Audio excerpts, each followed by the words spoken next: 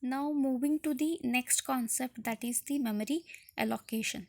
So memory is allocated with the help of partitioning.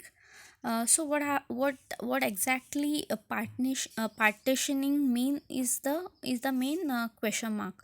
So our main memory is partitioned into different sections. So there are totally three sections. That is, first one is the uh, fixed size partitioning, second is the multiple partition method, and third one is the variable partition scheme.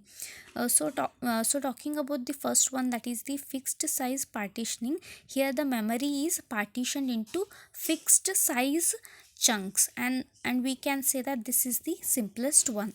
Coming to the second one, that is the multiple partition method. So here the memory is divided into unequal parts, and the operating system will not keep any kind of track of the memory, as we can see in the variable partition scheme. So in variable partition scheme, what happens is operating system is going to keep track of the memory, that is which parts are available and which are not available in the table. So here any empty block of memory is called as a holes, and full memory is equal to one large block.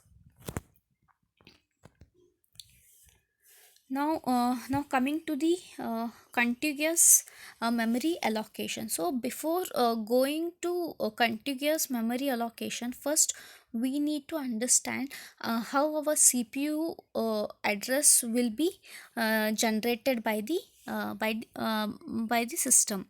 So first it will generate logical address, then it will be checked with the help of the limit register to give some kind of protection or a security uh, uh, uh, that generated by the logical address is in the permissible limit.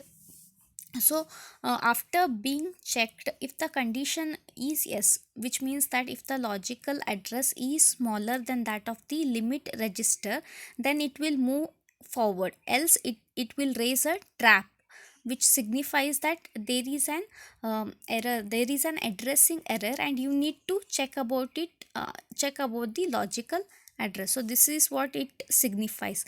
But what happens is, but if the logical address condition is true, then it will be added with the reallocation register, as you can see, as you can observe in the picture, which we will be getting from the memory.